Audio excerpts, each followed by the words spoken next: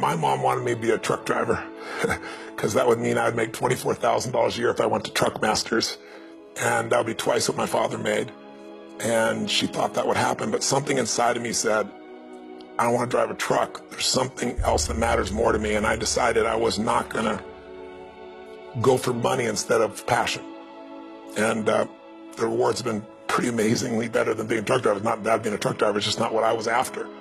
And I look back, and one of the things that helped me was my original teacher, Jim Rohn, who's a personal development speaker. I went to hear when I was 17.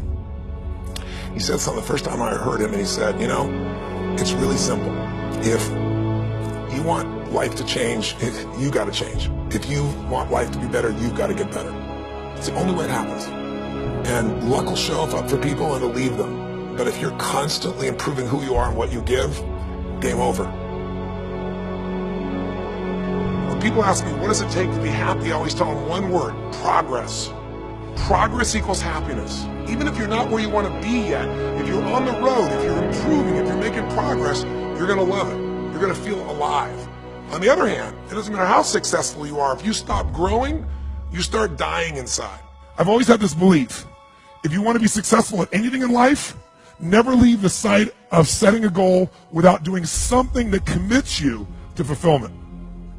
If you get, you're in state, right, when you do something. While you're in state, that's the time to commit yourself to something that makes you follow through.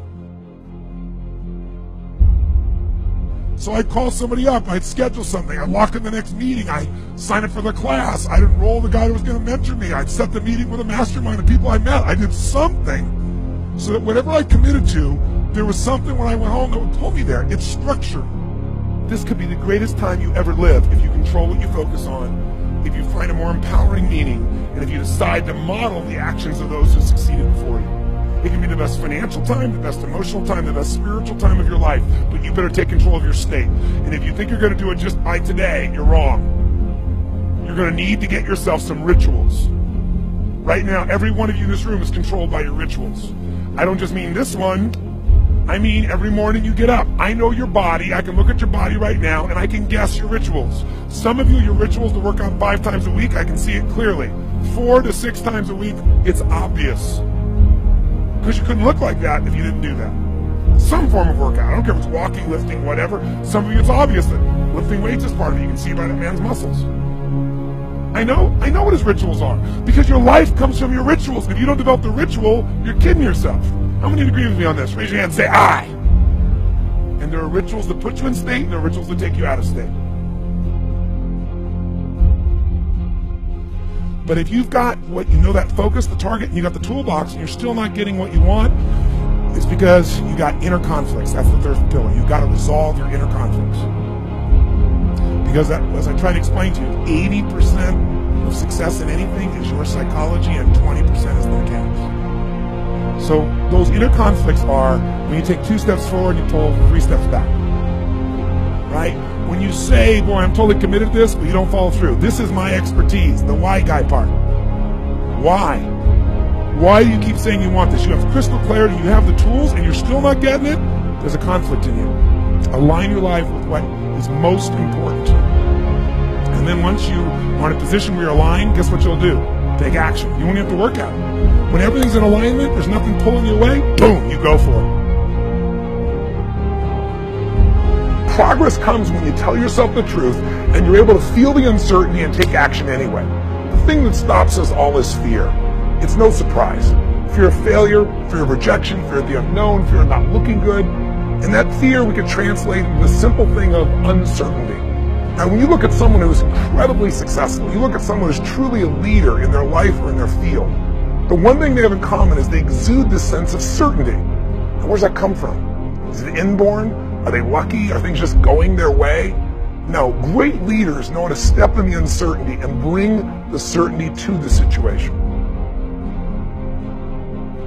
Most people in life, we really feel like the level of stress in our life comes to how much of life do you feel like you control, or how much does life control you?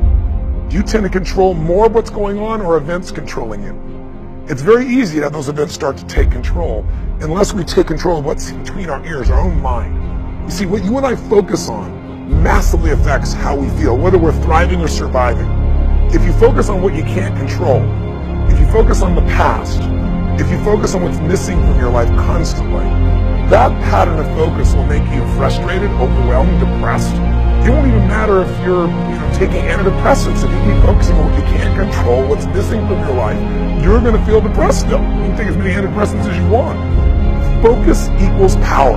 If you want to thrive, you got to focus on what you can control. You got to focus on the difference you can make. You got to focus on what's already in your life that you're grateful for. So you got to find a story that's going to empower you to act.